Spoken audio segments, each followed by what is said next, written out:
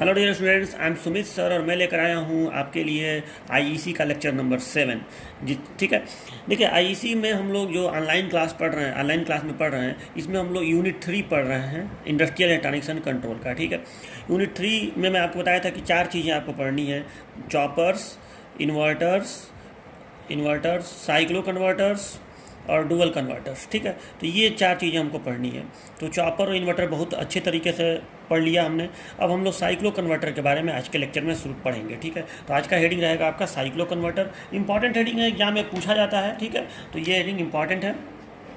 Cyclo converter नाम से ही clear है। साइक्लो, यहाँ साइक्लो का मतलब कहीं ना कहीं फ्रीक्वेंसीज है। ठीक है। Cycle cycle cyclo. ठीक है। तो ये फ्रीक्वेंसी कन्वर्टर यानी फ्रीक्वेंसी को कन्वर्ट करने वाला, यानी आप कह सकते हैं कि फ्रीक्वेंसी चेंजर। ठीक है। आप साइक्लो कन्वर्टर को फ्रीक्वेंसी चेंजर कह सकते हैं। ये फ्रीक्वेंसी को चेंज करता है।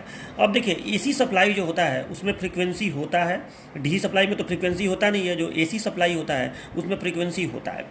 तो अच्छा, बहुत बच्चे ऐसे भी होते हैं जिन्हें फ्रीक्वेंसी का कॉन्सेप्ट नहीं समझ में आया होता है। तो एक रैंडम या एक सिंपल कॉन्सेप्ट अगर मैं बताऊं फ्रीक्वेंसी का, तो वो ये है कि जब आपका जनरेटर, जैसे एसी सप्लाई पैदा होता है जनरेटर से। ठीक है। और जनरेटर में आपको एक बेसिक जनरेटर कैसा होता है आप सभी लोग जान ही रहे हैं। ठीक है। कि अगर ये मैग्नेट हो, मैग्नेटिक फील्ड हो, और इसके बीच में अगर एक कॉइल ऐसे रोटेट करे, ठीक है, तो ये जो जब कॉइल रोटेट करेगा तो इसके सिरों पर जो वोल्टेज पैदा होगा वो आपका एसी वोल्टेज होगा, और उसका ग्राफ ऐसे बनेगा। ठीक है।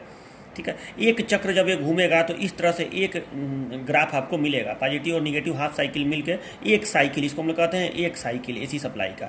ठीक है। और अगर 1 सेकेंड में, ये जाहिर सी बात है बहुत तेज घूमता है जनरेटर, तो जब 1 सेकेंड में ये कई राउंड मारेगा तो आपको इस तरह से 1 सेकेंड में कई सारे साइकिल्स ऐसे प्राप्त होंगे। ठीक है। 1 सेकेंड में जितना ये साइकिल मिल जाएगा उसी को हम लोग कहते हैं फ्रीक्वेंसी। ठीक है। अगर 1 सेकेंड में 50 साइकिल, यहाँ से यहाँ तक एक साइकिल है, अगर 1 सेकेंड में हमको 50 साइकिल मिले तो हम कहेंगे कि एसी सप्लाई की फ्रीक्वेंसी 50 हर्ट्ज है, और हमारे घर में 50 हर्ट्ज की फ्रीक्वेंसी वाली एसी सप्लाई आती है। चलो, तो ये तो हो गया, ये फ्रीक्वेंसी होता है। अब देखो, कई बार ऐसा होता है कि हमें फ्रीक्वेंसी को, जैसे मान लो कि हमारे घर में ये 50 हर्ट्ज सप्लाई का एसी आ रहा है। ठीक है। ये 50 हर्ट्ज फ्रीक्वेंसी का 220 वोल्ट का एसी आ रहा है। ठीक है।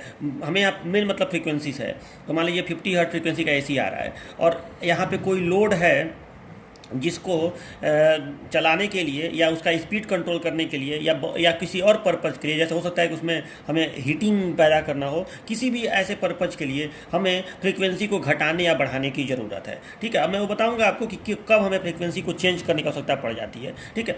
तो मान लो कि अगर हमें इसको बढ़ा हुआ फ्रीक्वेंसी का वोल्टेज देना हो इस लोड को, या घटा हुआ फ्रीक्वेंसी का वोल्टेज देना हो, तो हम क्या करेंगे?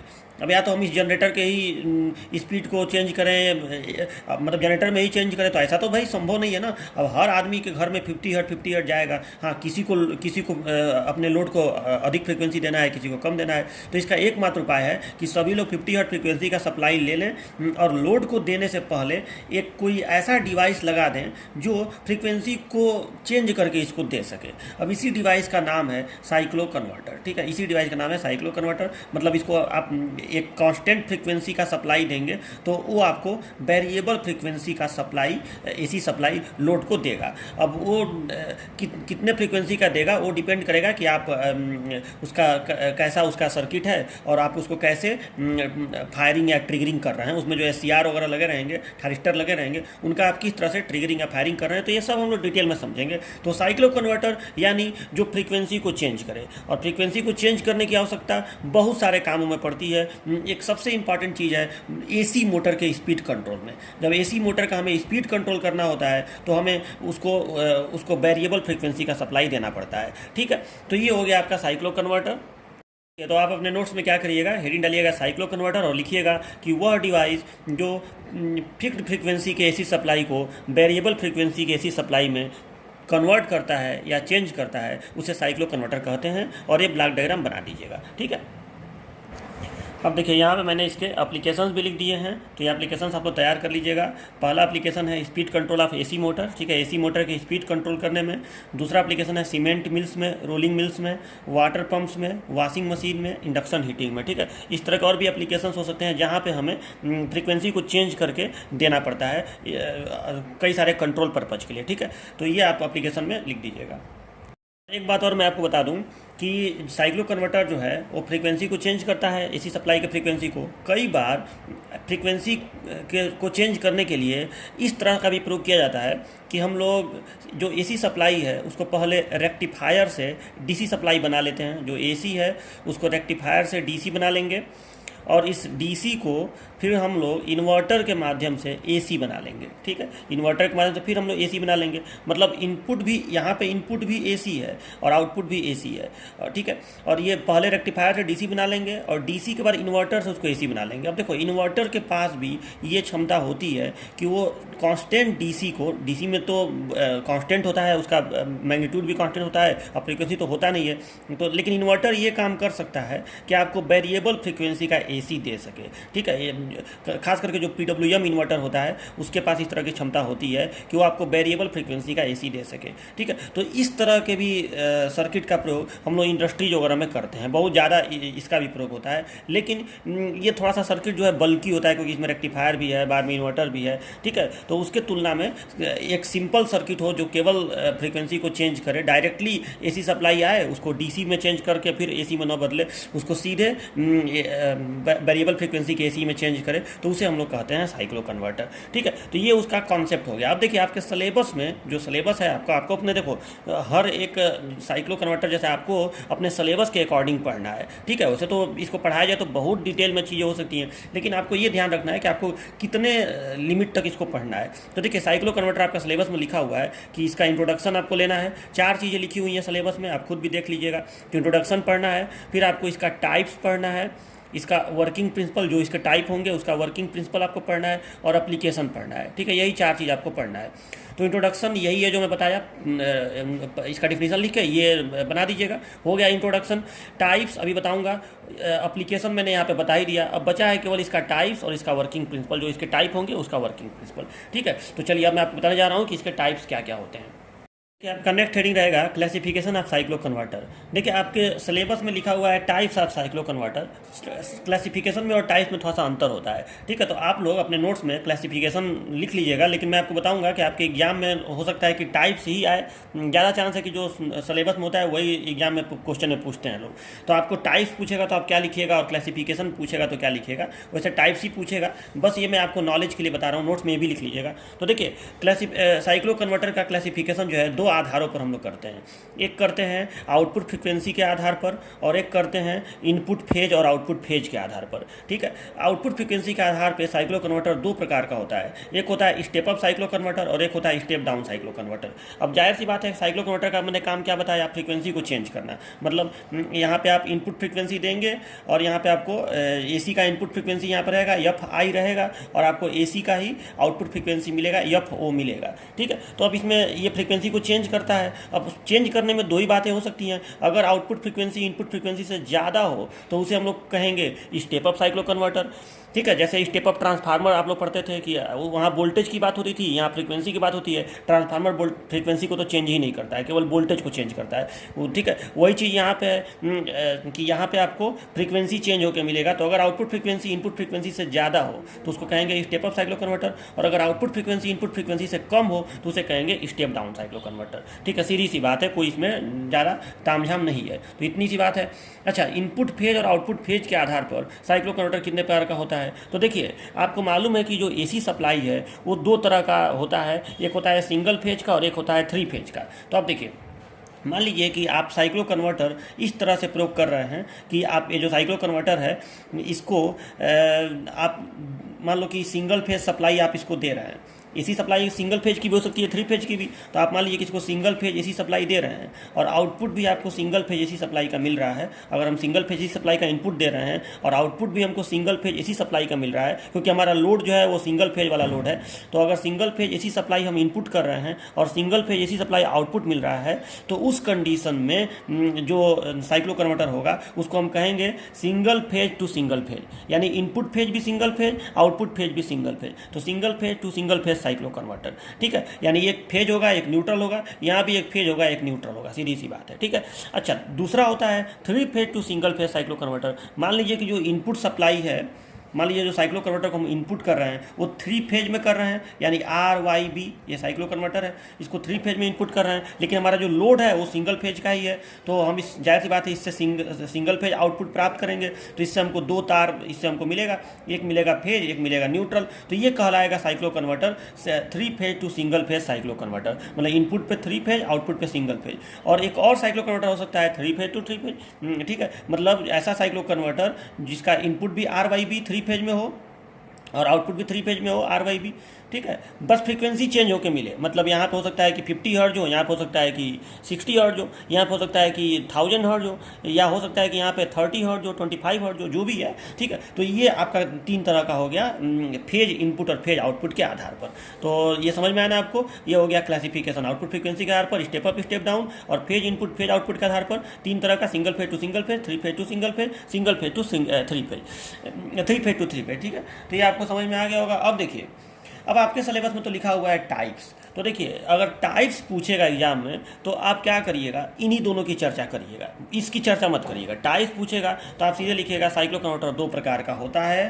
पहला होता है स्टेप अप साइक्लो कन्वर्टर और दूसरा होता है स्टेप डाउन साइक्लो कन्वर्टर, ठीक है। तो अगर टाइप्स पूछता है तो पहला हेडिंग लिखिएगा, मतलब आप नोट्स में नहीं डालिएगा, टाइप्स ऑफ साइक्लो कन्वर्टर, पहला स्टेप अप साइक्लो कन्वर्टर। अब इसका डिफिनीशन लिखिएगा। डिफिनीशन क्या लिखिएगा कि वह साइक्लो कन्वर्टर जिसका आउटपुट फ्रीक्वेंसी इनपुट फ्रीक्वेंसी से ज़्यादा होता है उसे हम स्टेप अप साइक्लो कन्वर्टर कहते हैं, यानी FO is greater than FI, मतलब output frequency more than input frequency, ठीक है। यानी अगर हम 50 हर्ट्ज दे रहे हैं तो हमें हो सकता है 1000 हर्ट्ज मिले, तो उसको कहेंगे स्टेप अप साइक्लो कन्वर्टर। अच्छा, एक लाइन इसमें और बढ़ाइएगा, और ये लाइन बहुत ज़्यादा इंपॉर्टेंट है कि स्टेप अप साइक्लो कन्वर्टर का प्रयोग हम लोग लो पावर एप्लीकेशंस में करते हैं। Step up power cyclo converter का प्रयोग हम लोग लो पावर एप्लीकेशंस का मतलब हुआ छोटे मोटे मोटर्स को चलाने के लिए।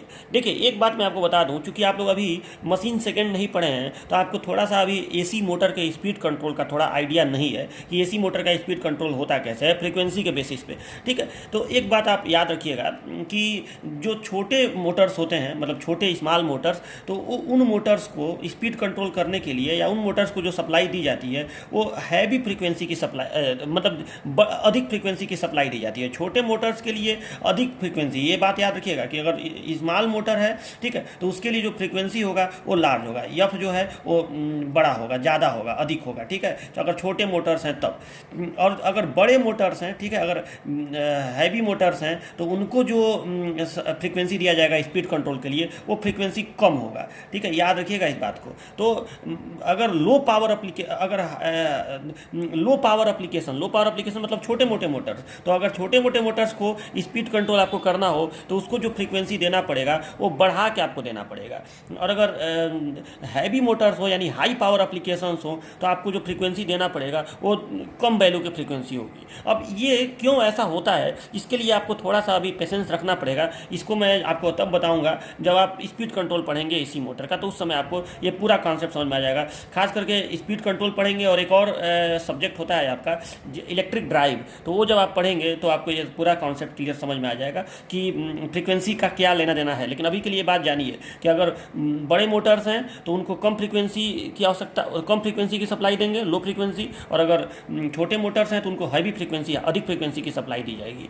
तो अब पावर इलेक्ट्रॉनिक्स में आपको पता है, या इंडस्ट्रियल इलेक्ट्रॉनिक्स में, हमारा सब्जेक्ट क्या है, इंडस्ट्रियल इलेक्ट्रॉनिक्स, तो इंडस्ट्रियल इलेक्ट्रॉनिक्स में आपको पता है कि हैवी मोटर्स ही ज़्यादातर प्रयोग होते हैं, स्मॉल मोटर ज़्यादा प्रयोग होते नहीं हैं। अरे हमें तो बड़े बड़े इंडस्ट्रीज का मोटर को स्पीड कंट्रोल करना है, सीमेंट मिल का, रोलिंग मिल का, बहुत बड़े बड़े मोटर्स को कंट्रोल करना है। यही वजह है कि स्टेप अप साइक्लो कन्वर्टर चूँकि ये फ्रीक्वेंसी को बढ़ाता है तो इसका यूज लो पावर एप्लीकेशन में ज़्यादा मिलेगा आपको, और इंडस्ट्रीज में लो पावर एप्लीकेशन उतने होते नहीं हैं। यही वजह है कि ज़्यादातर प्रयोग हम लोग इंडस्ट्रियल इलेक्ट्रॉनिक्स में स्टेप डाउन साइक्लो कन्वर्टर का करते हैं। स्टेप डाउन का क्यों स्टेप डाउन करते हैं, क्योंकि इंडस्ट्रीज वगैरह में हाई पावर एप्लीकेशन ज़्यादा देखने को मिलता है, ठीक है, इंडस्ट्रियल इलेक्ट्रॉनिक्स में। तो ये बात भी आप इसमें बढ़ा दीजिएगा। तो आप क्या लिखेंगे कि वह साइक्लो कन्वर्टर जिसका आउटपुट फ्रीक्वेंसी इनपुट फ्रीक्वेंसी से ज़्यादा होता है उसे स्टेप अप साइक्लो कन्वर्टर कहते हैं। इसका प्रयोग लो पावर एप्लीकेशंस में किया जाता है। यही कारण है कि इंडस्ट्रियल इलेक्ट्रॉनिक्स में इसका प्रयोग कम होता है। इतना लिख दीजिएगा। चलो अब दूसरा देखिए, दूसरा है आपका स्टेप डाउन साइक्लो कन्वर्टर। देखिए, तो स्टेप डाउन साइक्लो कन्वर्टर इसमें क्या लिखेंगे, तो इसमें नाम से ही क्लियर है कि वह साइक्लो कन्वर्टर जिसका आउटपुट फ्रीक्वेंसी इनपुट फ्रीक्वेंसी से कम होता है उसे स्टेप डाउन साइक्लो कन्वर्टर कहते हैं। इसका एप्लीकेशन कहाँ है, तो मैंने आपको बताया कि फ्रीक्वेंसी को घटा कर देने की आवश्यकता बड़े मोटर्स के लिए होती है, तो इसका प्रयोग हम लोग हाई पावर एप्लीकेशंस में करते हैं, और इंडस्ट्रियल इलेक्ट्रॉनिक्स में या पावर इलेक्ट्रॉनिक्स में हाई पावर एप्लीकेशन ही आपको ज़्यादातर देखने को मिलते हैं। तो आप इसमें लिख दीजिएगा कि इसका प्रयोग हाई पावर एप्लीकेशन में करते हैं। यही कारण है कि इंडस्ट्रियल इलेक्ट्रॉनिक्स में इसका प्रयोग अत्यधिक होता है, बस ऐसे लिख दीजिएगा। सिलेबस में 4 चीज़ें लिखी हुई हैं। साइक्लो कन्वर्टर का इंट्रोडक्शन हो गया, एप्लीकेशन हो गया, टाइप्स हो गया, वर्किंग प्रिंसिपल। अब लास्ट चीज़ आता है वर्किंग प्रिंसिपल, और यही मेन इंपॉर्टेंट चीज़ है जिसमें थोड़ा आपको समझने में मेहनत करना पड़ेगा। और वर्किंग प्रिंसिपल किसका, तो इन दोनों का, स्टेप डाउन का और स्टेप अप का। तो पहले मैं स्टेप अप का बताने जा रहा हूँ, जिसका प्रयोग थोड़ा सा कम देखने को मिलता है। तो देखिए, स्टेप अप साइक्लो कन्वर्टर, इसका मैं आपको बताने जा रहा हूँ वर्किंग प्रिंसिपल, यानी अब इसका सर्किट डायग्राम वगैरह आपको बताऊँगा। ठीक है, देखिए ये है स्टेप अप साइक्लो कन्वर्टर का सर्किट। ठीक है, ये सर्किट आपको अच्छे से अपने नोट्स में बनाना है, एग्जाम में भी यही बनाना पड़ेगा आपको अगर स्टेप अप साइक्लो कन्वर्टर आता है तो। देखिए सर्किट को आप पहले देखिए कि इसमें क्या क्या लगा हुआ है। तो देखिए इसमें इस साइड में जैसे ब्रिज कन्वर्टर होता था ना, तो उस तरह से इसमें 4 SCR लगे हुए हैं या 4 थारिस्टर लगे हुए हैं। ठीक है, इस वाले को जो ये 4 यहाँ पे कनेक्टेड हैं, इसको हम लोग कहते हैं पॉजिटिव कन्वर्टर। ठीक है, और इसमें इसका नाम ऐसे लिखेंगे P1 P2 P3 P4। ठीक है, इस साइड में जो 4 SCR लगे हुए हैं उनका कनेक्शन इस तरह से है। थोड़ा सा आप ध्यान से देखिए तो ये कहीं ना कहीं इन्वर्टर का जो सर्किट मैं आपको पढ़ाया था, कहीं ना कहीं ये इन्वर्टर की तरह से कनेक्टेड है, और ये कहीं ना कहीं कंट्रोल रेक्टिफायर जो मैं आपको पढ़ाया था, जो आपको क्लास में पढ़ाया था, उसके तरह से ये कनेक्टेड है। ठीक है, तो चलिए ठीक है, तो यहाँ पर ये इस तरह से कनेक्टेड हैं, और इसको हम लोग कहते हैं निगेटिव कन्वर्टर। और इसमें आप देखिए तो नाम कैसे लिखा गया है, तो N1 N2 N3 N4, ये नाम लिखने का भी पैटर्न है, अभी आपको समझ में आ जाएगा। तो यहाँ N1, यहाँ N2, यहाँ N3, यहाँ N4। ठीक है, इसको कहते हैं निगेटिव कन्वर्टर, और बीच में जुड़ा रहेगा लोड। ठीक है, लोड के अक्रॉस हमें VO वोल्टेज प्राप्त होगा और लोड में करंट IO बहेगा।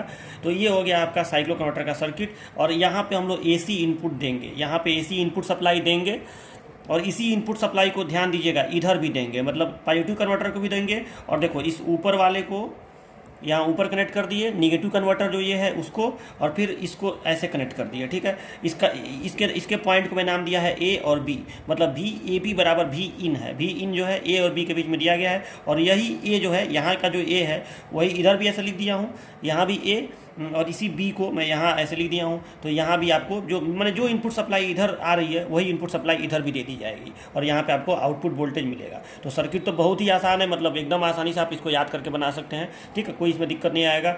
और अब इसका आपको ऑपरेशन समझना है, वो मैं आपको बता रहा हूँ। अच्छा, एक बात और, ये जो स्टेप अप साइक्लो कन्वर्टर है या स्टेप डाउन साइक्लो कन्वर्टर है, दोनों का सर्किट सेम होता है। ये बहुत खुशी की बात है आपके लिए कि सर्किट दोनों का, मतलब यही same to same circuit step down cyclo converter में भी बनेगा। सर्किट में कोई डिफरेंस नहीं है, इस बात को याद रखिएगा। और एक बात और कि ये जो सर्किट है स्टेप अप का चाहे स्टेप डाउन का, ये 2 तरह का होता है। एक होता है मिड पॉइंट, एक होता है मिड पॉइंट साइक्लो कन्वर्टर, और एक होता है ब्रिज साइक्लो कन्वर्टर। ठीक है, ब्रिज साइक्लो कन्वर्टर। तो जो ये मिड पॉइंट साइक्लो कन्वर्टर है और ब्रिज साइक्लो कन्वर्टर है, स्टेप अप में भी ये 2 होता है और स्टेप डाउन में भी 2 होता है, और उन दोनों का सर्किट सेम होता है। ये जो मैं बनाया हूँ ये मैं ब्रिज साइक्लो कन्वर्टर का बनाया हूँ। ठीक है, मिड पॉइंट का ऐसे बनेगा, सेंटर टेप ट्रांसफार्मर लगाकर कि ऐसे प्राइमरी साइड और ऐसे सेकेंडरी साइड 2 भागों में डिवाइड रहेगा, और यहाँ पे एंटी पैरेलल में 2-2 SCR, ऐसे एंटी पैरेलल में ऐसे SCR कनेक्टेड रहेंगे इस तरह से। इस वाले ब्रांच में यहाँ लोड कनेक्टेड रहेगा, और यहाँ पे भी एंटी पैरेलल में 2 SCR ऐसे कनेक्टेड रहेंगे। ठीक है, इस तरह से आपका मिड पॉइंट वाला सर्किट बनता है, इस तरह से। ठीक है, तो आप चाहें तो एग्जाम में ये वाला भी बना सकते हैं। इसमें SCR की संख्या 4 ही रहेगी, ब्रिज वाले में SCR की संख्या 8 रहेगी। तो ये आपको याद रखना है। लेकिन मैं अब देखो बात यह है कि एग्जाम में सारा तो आप बना नहीं पाएंगे, कोई एक ही 2 बनाएंगे, और जो ऑपरेशन इसका है वही ऑपरेशन इसका है। आप कोई भी एक समझ लीजिए। ज़्यादा फेमस ब्रिज वाला होता है, इसीलिए मैं आपको ब्रिज साइक्लो कन्वर्टर पढ़ा रहा हूँ। मतलब ये जो सर्किट बना हुआ है ये ब्रिज साइक्लो कन्वर्टर का है। ठीक है, ये जो सर्किट है ये ब्रिज साइक्लो कन्वर्टर का है। और यहाँ पर मैं स्टेप अप स्टेप डाउन नहीं लिख रहा हूँ, हूँ, क्योंकि ये सर्किट तो सेम ही रहेगा, चाहे स्टेप अप हो चाहे स्टेप डाउन हो, सर्किट में कोई अंतर नहीं होता है। तो ये ब्रिज साइक्लो कन्वर्टर है, और ये जो सर्किट है ये मिड पॉइंट साइक्लो कन्वर्टर है, ये भी स्टेप अप स्टेप डाउन के लिए दोनों के लिए सेम होता है, सर्किट में कोई अंतर नहीं है। अभी आपको अजीब लग रहा होगा कि सर सेम ही सर्किट और कैसे फ्रीक्वेंसी को बढ़ा देगा फ्रीक्वेंसी को घटा देगा, तो पेशेंस रखिए, सारी बातें समझ में आ जाएंगी। ठीक है, तो ये ब्रिज साइक्लो कन्वर्टर मैं आपको पढ़ा रहा हूँ, ये मिड पॉइंट छोड़ दे रहा हूँ, उससे कोई ज़्यादा मतलब नहीं है, कोई एक पढ़ लीजिए तो आपका काम हो जाएगा। ठीक है, देखिए यहाँ पे मैं आपको सब इसका वर्किंग प्रिंसिपल आपको समझाऊंगा स्टेप अप साइक्लो कन्वर्टर का। जरा सा पहले आप मुझे एक बात बताइए, जब हम इस एसी सप्लाई का, यहाँ एसी सप्लाई है, मान लो कि एसी सप्लाई में आपको सबको पता है कि एसी सप्लाई का ग्राफ ऐसे होता है। ठीक है, ऐसे इसका ग्राफ होता है, इसको कहते हैं पॉजिटिव हाफ साइकिल, इसको कहते हैं निगेटिव हाफ साइकिल। तो ये बताइए, पॉजिटिव हाफ साइकिल के दौरान यहाँ प्लस होगा और यहाँ माइनस होगा। ठीक है, यहाँ प्लस होगा और यहाँ माइनस होगा पॉजिटिव हाफ साइकिल के दौरान। और जब यहाँ प्लस होगा तो ये प्लस यहाँ भी हो जाएगा।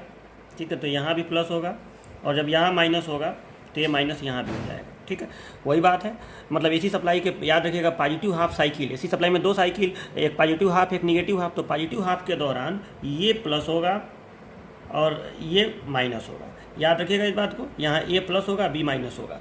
ठीक है, अच्छा अब आपको ये मुझे बताना है कि जब यहाँ का ए और यहाँ का बी, ये प्लस होगा ये माइनस होगा, चाहे यहाँ का ये प्लस होगा माइनस होगा, तो आपको बताना है इस पूरे में इस पॉजिटिव कन्वर्टर का कौन सा SCR फॉरवर्ड बायस में होगा और निगेटिव कन्वर्टर का कौन सा SCR फॉरवर्ड बायस में होगा। ठीक है, आपको ये बताना है। तो देखिए मैं यहाँ पे लिख रहा हूँ कि ड्यूरिंग पॉजिटिव हाफ साइकिल आपको बताना है कि इसका कौन सा, इस पॉजिटिव कन्वर्टर का कौन सा SCR फॉरवर्ड बायस में होगा। तो देखो इसके एनोड को प्लस और इसके कैथोड को माइनस, इस वाले को P2 के। ठीक है, इसके एनोड को प्लस और कैथोड को माइनस, मतलब ये फॉरवर्ड बायस। किसी के एनोड को, किसी के पॉजिटिव टर्मिनल को पॉजिटिव दे दो और निगेटिव को निगेटिव दे दो, मतलब फॉरवर्ड बायस। और इसके कैथोड को माइनस, इसके कैथोड को प्लस और इसके एनोड को माइनस, तो ये रिवर्स बायस में रहेंगे सब P3 और P4, यानी P1 और P2 फॉरवर्ड बायस में रहेगा। तो ड्यूरिंग पॉजिटिव हाफ साइकिल जो P1 P2 है, मतलब पॉजिटिव कन्वर्टर का जो P1 P2 है वो रहेगा फॉरवर्ड बायस। और निगेटिव कन्वर्टर का देख लीजिए, तो यहाँ प्लस है तो ये इसके एनोड को प्लस मिला। ठीक है, तो ये फॉरवर्ड बायस में आ गया, और फिर किसी के कैथोड को मिल रहा होगा, तो ये देखिए इसके कैथोड को माइनस मिला, यानी N3 N4 फॉरवर्ड बायस, यानी P1 P2 N3 N4 ये चारों SCR किस बायस में रहेंगे, ये फॉरवर्ड बायस में रहेंगे। ठीक है, ये चारों SCR फॉरवर्ड बायस में रहेंगे, will be in forward bias, will be. चलिए, तो ये लिख दिया मैंने, P1 P2 N3 N4 will be in forward bias. अब आपको बताना है कि निगेटिव हाफ साइकिल के दौरान क्या होगा। तो चलो निगेटिव हाफ साइकिल, तो यहाँ चेंज करना पड़ेगा। निगेटिव हाफ साइकिल में आप जानते हैं कि एसी सप्लाई का जब निगेटिव साइकिल आएगा तो यहाँ माइनस, यहाँ प्लस, और फिर इधर भी चेंज हो जाएगा, यहाँ माइनस और यहाँ प्लस। चलो अब बताओ कौन सा किस में होगा। तो सीधी सी बात है, जो पहले फॉरवर्ड में था वो रिवर्स में हो जाएगा, और जो पहले रिवर्स में था वो फॉरवर्ड में हो जाएगा। यहाँ से आप देख भी सकते हैं कि इसके कैथोड को मिल गया माइनस, मतलब ये फॉरवर्ड बायस, और इसके एनोड को मिल गया प्लस, तो ये फॉरवर्ड बायस, यानी P3 P4 forward bias, P3 P4 forward bias. और कौन सा फॉरवर्ड बायस, क्यों मुझे फॉरवर्ड बायस से मतलब है, तो और कौन सा फॉरवर्ड बायस, तो यहाँ पे ये N2 N1 N2 forward bias, P3 P4 N1 N2। चलो N1 N2 ये जो है हमारा ये हो गया, will be in forward bias. अब देखिए ऑपरेशन को समझने के लिए अच्छे से मैं लोड को रजिस्टिव मान के चल रहा हूँ। ठीक है, लोड को मैं रजिस्टिव मान के चल रहा हूँ, मतलब इंडक्टिव लोड मान के नहीं चल रहा हूँ, मतलब वोल्टेज और करंट दोनों का वेव फॉर्म एक जैसा बनेगा, कोई फेर डिफरेंस नहीं होगा। इसलिए मैं एक ही वेव फॉर्म बनाऊंगा जिससे आपको सारा बात समझाऊंगा। ये हो गया, इसको लिखेंगे ओमेगा टी, चूँकि एसी सप्लाई है तो ओमेगा टी यहाँ लिख दिए, और उसके बाद यहाँ पे हम लोग VO और IO दोनों का ग्राफ एक साथ बनाएंगे। इसमें मैंने IO दिखाया नहीं है इसलिए क्योंकि IO की दिशा बदलती रहेगी, तो अब मान लो ऐसे दिखा दूंगा, कभी ऐसे होगा, तो दिखाने की जरूरत नहीं है। VO को V प्लस माइनस नहीं लिखा हूँ क्योंकि उसकी दिशा बदलती रहेगी। ठीक है, लेकिन मैं दोनों का ग्राफ एक साथ बना रहा हूँ, VO और IO का, क्योंकि फेज डिफरेंस तो है नहीं, तो आप उसको VO का समझिए चाहे IO का समझिए, बात एक ही है। ठीक है, तो ये लाइन आपको जरूर अच्छा से पता होना चाहिए कि पॉजिटिव हाफ के दौरान कौन फॉरवर्ड में होगा और निगेटिव हाफ के दौरान कौन फॉरवर्ड में होगा। ठीक है, पॉजिटिव हाफ साइकिल के दौरान कौन फॉरवर्ड में होगा और निगेटिव हाफ साइकिल के दौरान कौन फॉरवर्ड बायस में होगा। चलो ये हो गया। अच्छा, तो पहले समझने के लिए मैं यहाँ पे पहले ऊपर वाला समझा रहा हूँ, प्लस और माइनस वाला, पॉजिटिव हाफ साइकिल वाला। ठीक है, और यहाँ पे भी प्लस और यहाँ पे माइनस।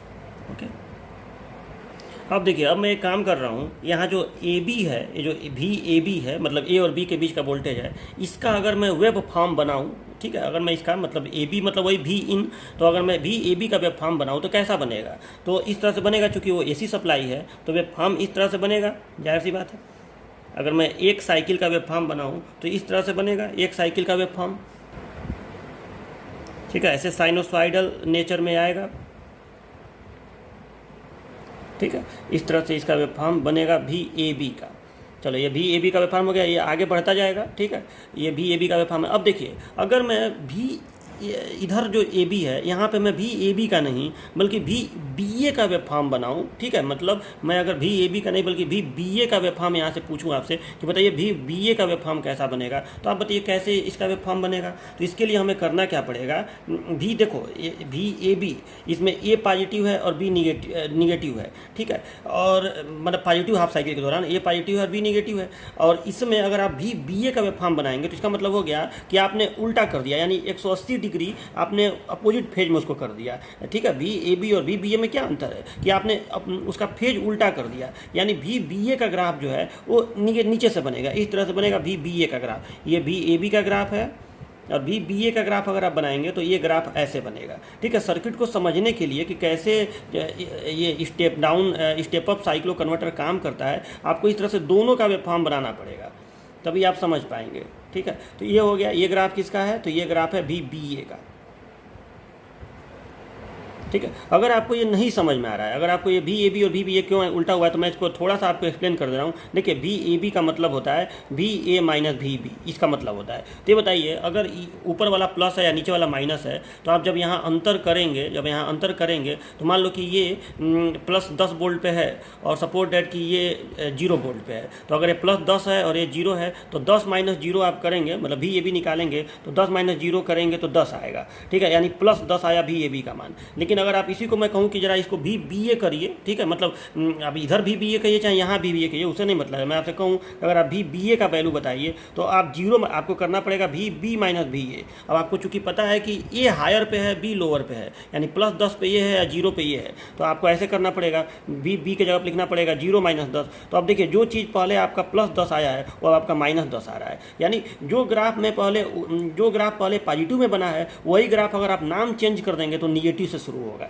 ठीक है। मतलब यहाँ इतना प्लस है मैक्सिमम, तो यहाँ इतना माइनस होगा, जस्ट उसके उल्टा वैल्यू आएगी। यहाँ इतना, मान लो कि यहाँ पे प्लस 5 वोल्ट है तो यहाँ नीचे माइनस 5 वोल्ट आएगा। नाम उल्टा करने का यही फर्क पड़ता है, ठीक है। और ये नाम उल्टा करके मैं क्यों बना रहा हूँ उसका मतलब है, इससे आपको समझ में आ जाएगा कि कैसे ये साइक्लो कन्वर्टर काम करता है, ठीक है। ठीक है, अब हमें एक काम और करना पड़ेगा कि देखिए, यहाँ से यहाँ तक का जो समय है, मतलब यहाँ से यहाँ तक का जो टाइम है एसी सप्लाई का, इसको हम लोग कहते हैं टाइम पीरियड, आवर्तकाल। एक चक्कर का, एक साइकिल का जो टाइम होता है उसको हम लोग टाइम पीरियड कहते हैं। तो ये जो आवर्तकाल है इसको कैपिटल टी से प्रसिद्ध करते हैं, ठीक है। आवर्तकाल कितना होगा, अगर एसी सप्लाई का फ्रीक्वेंसी 50 हर्ट्ज है तो आवर्तकाल हो जाएगा टी बराबर होता है 1/f, तो आवर्तकाल हो जाएगा 1/50, ठीक है, यानी 0.2 सेकेंड हो जाएगा ना, 0.02 सेकेंड होगा, हाँ 0.02 सेकेंड, 10 लगाएंगे तो यहाँ पे आ जाएगा 0.02 सेकेंड होगा, ठीक है। तो ये हो गया 0.02 सेकेंड, मतलब मान लो कि यहाँ से यहाँ तक का जो ये ग्राफ प्राप्त हो रहा है वो 0.02 सेकेंड एक साइकिल को प्राप्त होने में समय लग रहा है, ठीक है। तो इसी को आवर्तकाल कहते हैं। तो अब मैं ये बोल रहा हूँ कि जो 0.02 सेकेंड का समय है या कोई भी आवर्तकाल है, उसको हम लोग क्या करेंगे, उसको हम लोग समझने के लिए 8 भागों में, क्योंकि हमें यहाँ फ्रीक्वेंसी से मतलब है, तो इसको हम लोग 8 भागों में डिवाइड करेंगे बराबर बराबर, ठीक है। तो मान लो कि 8 भाग का मतलब इसको 4 भाग में, इसको 4 भाग में, तो मान लो कि यहाँ पे 1 2, मुझे 4 गुना फ्रीक्वेंसी, देखो स्टेप अप साइक्लो कन्वर्टर है तो मुझे 4 गुना फ्रीक्वेंसी प्राप्त करना है, ठीक है। तो इसीलिए मैं इसको हर एक हाफ साइकिल को 4 भागों में डिवाइड करना पड़ेगा। तो यहाँ पे 1 भाग 2 भाग 3 भाग और 4 भाग, ठीक है। मतलब बराबर बराबर मुझे यहाँ पे 3 पॉइंट देने पड़ेंगे। तो मान लो कि 1 पॉइंट यहाँ हो गया, 1 पॉइंट यहाँ हो गया और 1 पॉइंट यहाँ हो गया, ठीक है। देखिए 1 पॉइंट यहाँ हो गया, 4 भाग चाहिए ना, तो यहाँ 3 पॉइंट मुझे देना पड़ेगा, ठीक है। 1 भाग 2 भाग 3 भाग 4 भाग, ठीक है। इसी तरह से 1 2 और 3, ठीक है। तो ये बराबर बराबर 4 भागों में डिवाइड हो गया। अब इसको हम लोग ऐसे ऐसे डॉटेड करके दिखा देंगे, ठीक है। ऐसे डॉटेड करके, जो ये पार्टीशन बनाया हूँ मैं, इसको ऐसे डॉटेड करके हम लोग ऐसे दिखा देंगे।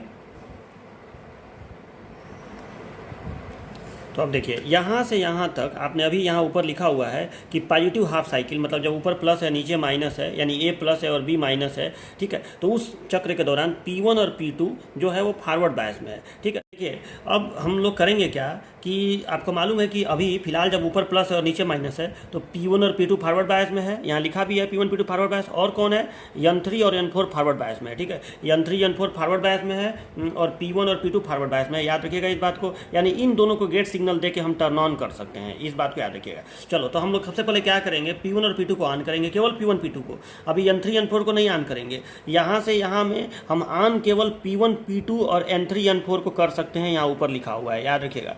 लेकिन हम अभी फिलहाल के लिए केवल P1 P2 को ऑन करेंगे। तो देखिए करंट का प्रवाह कैसे होगा, यहाँ से करंट ऐसे चलना शुरू करेगा ऐसे प्लस से, और जब धारा का प्रवाह यहाँ से शुरू होगा तो ऐसे करंट जाएगा, ऊपर जाएगा, यहाँ तक आएगा, नीचे नहीं जाएगा, फिर इधर जाएगा, इधर तो कहीं जाने का सवाल ही नहीं है क्योंकि चारों के चारों आप हैं। करंट ऐसे नीचे आएगा, यहाँ आएगा, P2 ऑन है, P4 ऑफ है, तो अब धारा इसमें तो जा नहीं पाएगा, यहाँ से इधर आके इसमें आएगा और इस माइनस पे वापस आ जाएगा, ठीक है। यानी करंट का प्रवाह यहाँ से ऐसे शुरू होगा, इधर जाएगा, इधर जाएगा, यहाँ नीचे नहीं जाएगा क्योंकि ये ऑफ है, इधर जाएगा, इधर जाएगा, इधर जाएगा, यहाँ से उधर नहीं जाएगा क्योंकि ये ऑफ है, यहाँ से इधर आएगा और इधर आके इधर आ जाएगा, ठीक है। यानी धारा का प्रवाह ऊपर से नीचे हुआ, याद रखिएगा। करंट का प्रवाह यहाँ पे इस दिशा में ऐसे हुआ है, ठीक है। यानी यहाँ प्लस आएगा और यहाँ माइनस आएगा, ठीक है, वोल्टेज, ठीक है। और जो वोल्टेज यहाँ पे होगा प्लस और माइनस, जो भी वोल्टेज यहाँ पे होगा वही वोल्टेज यहाँ पे आ जाएगा, सीधी सी बात है। ऊपर प्लस आया, नीचे माइनस आया, अगर ये 0 वोल्ट होगा तो 0 वोल्ट आएगा, 2 वोल्ट होगा तो 2 वोल्ट आएगा, और धारा का प्रवाह ऐसे होता रहेगा।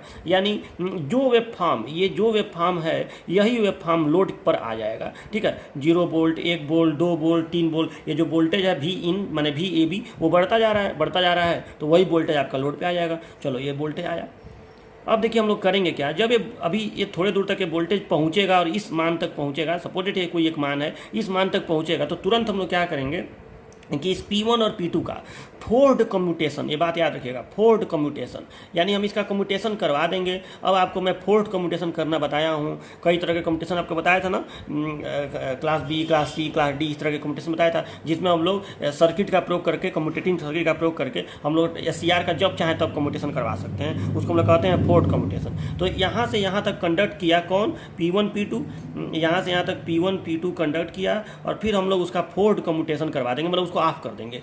और जैसे ही उसको कम्यूटेशन उसका होगा तुरंत हम लोग किसको ऑन कर देंगे, तो हम लोग ऑन कर देंगे N3 N4 को, क्योंकि यही फॉरवर्ड बायस में है, N3 N4 को ऑन कर देंगे, ठीक है। अब N3 N4 को ऑन करेंगे तो क्या होगा, तो देखिए यहाँ प्लस है और यहाँ माइनस है, अब इधर से करंट तो जाना बंद हो जाएगा क्योंकि ये चारों के चारों आप हैं। P3 P4 तो पहले ही से रिवर्स बायस में है और P1 P2 भी रिवर्स बायस में हो गया क्योंकि आप हो गया, कम्यूटेशन हो गया। तो अब इधर से कोई करंट इधर से नहीं ऐसे प्रवाहित होगा, जाएगा ही नहीं, मतलब लोड पे वोल्टेज क्षण भर के लिए वोल्टेज समाप्त होगा, लेकिन तुरंत हम, और ये धारा भी समाप्त हो जाएगी, लेकिन तुरंत हम इधर ऑन भी कर रहे हैं। तो देखो क्या होगा, अब इधर से ये प्लस वोल्टेज यहाँ पे आया हुआ है और माइनस यहाँ पे आया हुआ है, तो अब देखो प्लस से धारा शुरू होगी, और ऑन कौन है, N3 और N4, N2 नहीं ऑन है। तो देखो प्लस से धारा इसे चलेगी, इस SCR में जाएगा, यहाँ तक आएगा। अब यहाँ के बाद धारा के पास दो रास्ते हैं, या तो वो सीधा इधर चली जाए और या तो इधर चली जाए, लेकिन ये ऑफ है, ठीक है। ऑन तो N3 N4 है, तो ये धारा इधर ऐसे जाएगा। अब इधर से इधर तो जाना नहीं है क्योंकि इधर सब के सब ऑफ हैं, तो धारा इधर जाएगी और लोड में चली जाएगी,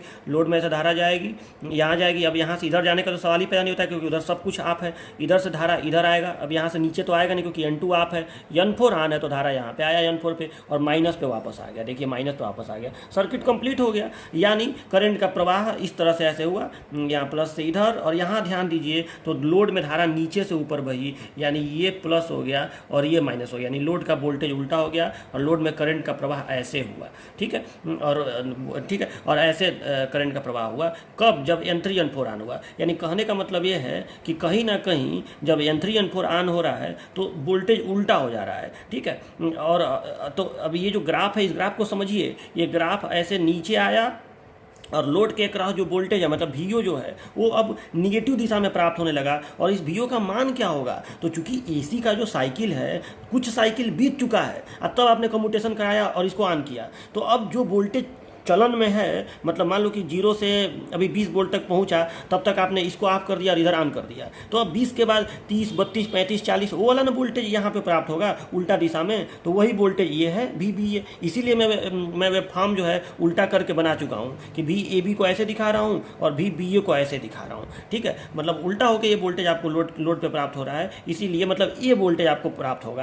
और ये आपको समझाया हुआ है कि निगेटिव दिशा में वोल्टेज प्राप्त हो रहा है, यानी अगर यहाँ वोल्टेज ऐसे प्राप्त हो रहा है तो अगला वोल्टेज इसी से इधर नहीं प्राप्त हो रहा है, मान यही प्राप्त हो रहा है, मान यही वाला प्राप्त हो रहा है, लेकिन दिशा बदल जा रही है तो उसका आपको निगेटिव दिखाना पड़ेगा, मतलब ये वोल्टेज आपको प्राप्त हो रहा है लोड पे। अब चलो थोड़ी देर तक मान लो कंडक्ट किया कौन, N3 N4, यहाँ पे N3 N4 कंडक्ट किया, तब तक आपने फिर मान लो कि इसका कम्यूटेशन करा दिया, इसका फोर्थ कम्यूटेशन करा रहे हैं हम यहाँ पे, क्योंकि ये मजबूरी है। देखो दो तरह का कम्यूटेशन होता है, एक होता है सेल्फ कम्यूटेशन जिसको लाइन कम्यूटेशन भी कहते हैं, जिसमें ऑटोमेटिक जब AC सप्लाई निगेटिव में होती है, ऑटोमेटिक जब AC सप्लाई निगेटिव होता है तो SCR अपने आप ऑफ हो जाता है, ठीक है, क्योंकि उसका लैचिंग करंट से कम करंट हो जाता है, तो उसको हम लोग कहते हैं लाइन कम्यूटेशन या सेल्फ कम्यूटेशन या नेचुरल कम्यूटेशन। लेकिन फोर्थ कम्यूटेशन में हमको ज़बरदस्ती करवाना पड़ता है, मतलब अभी वो फॉरवर्ड बायस में ही है, गेट सिग्नल दिया जा चुका है और फिर भी जब अब गेट सिग्नल दे दिया गया, जब तक फॉरवर्ड में रहेगा धारा का प्रवाह करता रहेगा, लेकिन हम लोग उसको ज़बरदस्ती ऑफ करते हैं, उसी को कहते हैं फोर्थ कम्यूटेशन। तो यहाँ पे यही तो हो रहा है, अगर ये प्लस और ये माइनस हो गया